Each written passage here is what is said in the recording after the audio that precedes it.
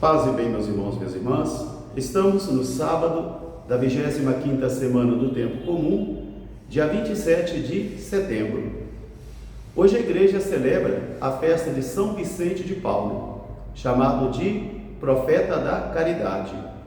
Ele viveu de 1581 a 1660 e fundou a Congregação das Filhas da Caridade e também os Padres da Missão. O nosso evangelho de hoje é retirado do livro de Lucas, capítulo 9, versículos de 43 a 45. Naquele tempo, as pessoas ficavam admiradas com todas as obras que Jesus realizava. Jesus então disse aos seus discípulos: em verdade eu vos digo que o Filho do Homem vai a Jerusalém e ali ele vai sofrer, será entregue na mão do sumo sacerdote, dos mestres da lei, e eles o matarão, e ele ressuscitará no terceiro dia. Mas parece que um véu envolvia os olhos dos discípulos e eles não compreendiam o que Jesus queria dizer. Palavra da salvação. Meus irmãos, minhas irmãs, novamente estamos diante do mistério da palavra. E uma coisa que nós não podemos nos esquecer é que a palavra vai cumprindo a sua missão lentamente. Ela vai fecundando a vida de cada um de nós de acordo com a maturidade de nossa vida espiritual. Daí a necessidade de investirmos também em nossa vida espiritual. A oração pessoal, a leitura diária da palavra de Deus, a vida sacramental, porque sem esses elementos dificilmente alguém vai progredir no caminho da fé. E a fé é uma força ou uma realidade não estática, mas dinâmica e ondular. Uma vez está alta, outra vez está baixa, e assim eu e você, vivendo esses momentos de prova humana, nós vamos mantendo a nossa fidelidade, a nossa paciência, a nossa constância e a nossa esperança.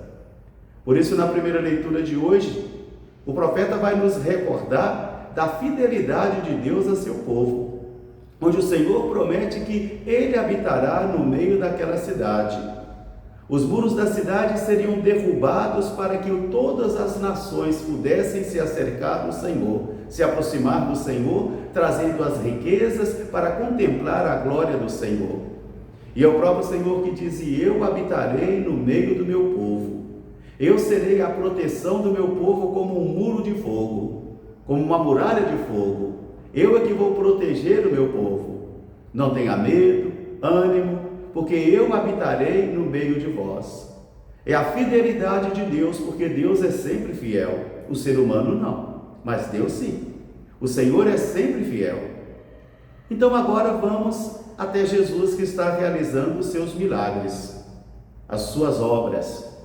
E esses milagres e obras realizados por Jesus deixava assim a multidão assim eufórica, admirada, e todos ficavam muito admirados com tudo que Jesus falava, e cada vez mais se agregavam pessoas, a multidão crescia.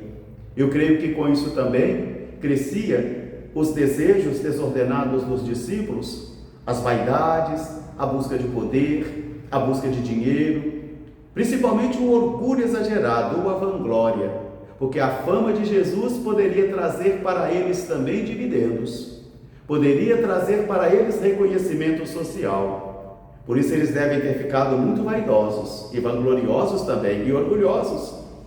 E Jesus então vai jogar um balde de água fria neste ânimo dos discípulos da primeira hora.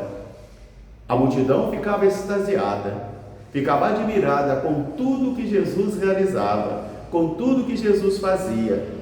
Os discípulos, embarcando nesta onda, então também começavam a ficar vaidosos, começavam a se sentir vangloriosos e importantes, por causa da importância do seu mestre.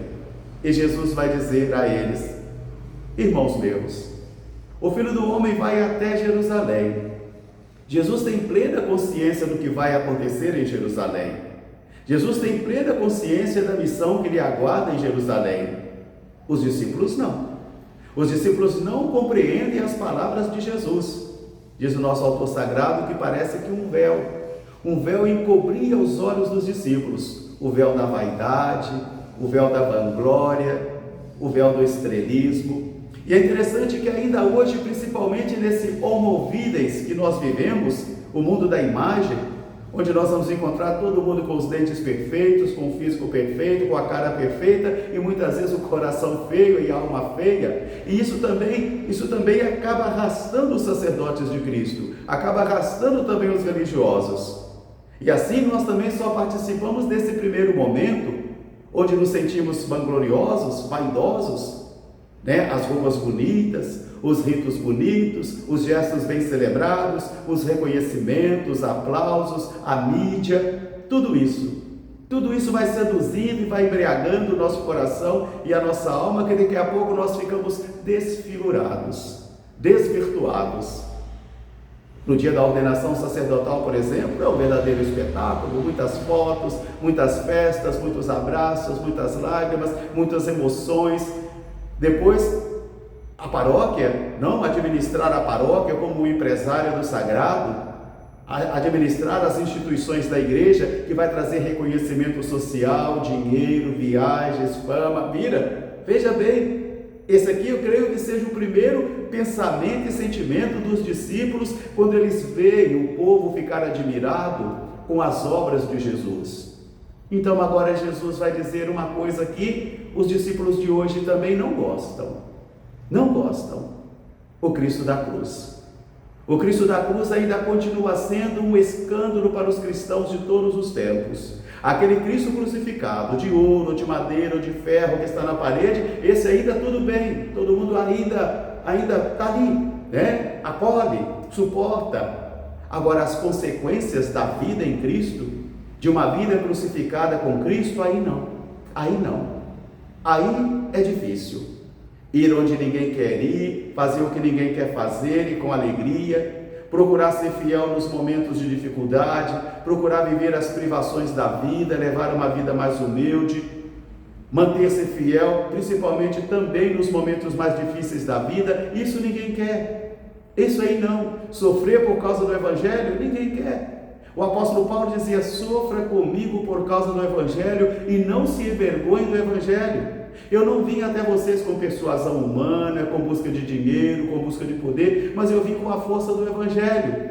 E para mim, tudo é lixo, depois que eu encontrei a Cristo, a quem eu quero ganhar. Aqui está a grande escola do apóstolo Paulo, de uma kenosis constante, onde eu e você teremos que lutar constantemente para que os nossos corações não sejam roubados, não sejam seduzidos pelos prazeres e os luxos da vida.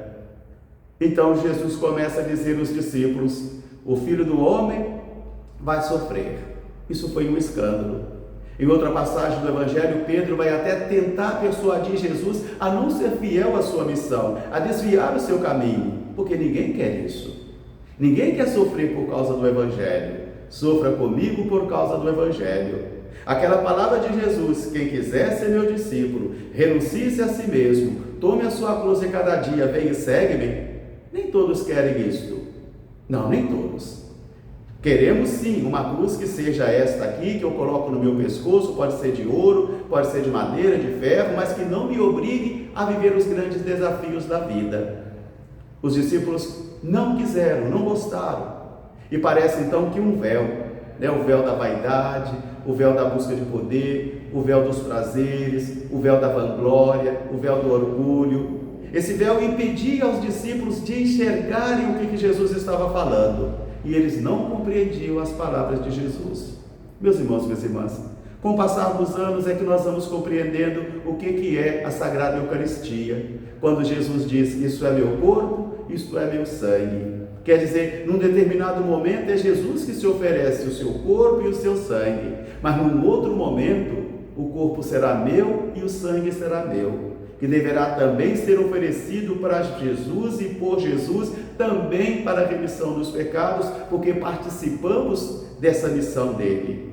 Que esta palavra de hoje seja para mim e para você um tônico para curar as nossas enfermidades espirituais, principalmente a anemia espiritual que muitos de nós padecemos, e que a gente também possa retirar todos os véus que impedem a mim e a você de encontrarmos ao Senhor e de vivermos com fidelidade e dificuldade também o seguimento, porque o seguimento não é fácil, nunca foi e nunca será. Até amanhã, se Deus quiser, paz e bem. São Vicente de Paulo, rogai por nós. Paz e bem.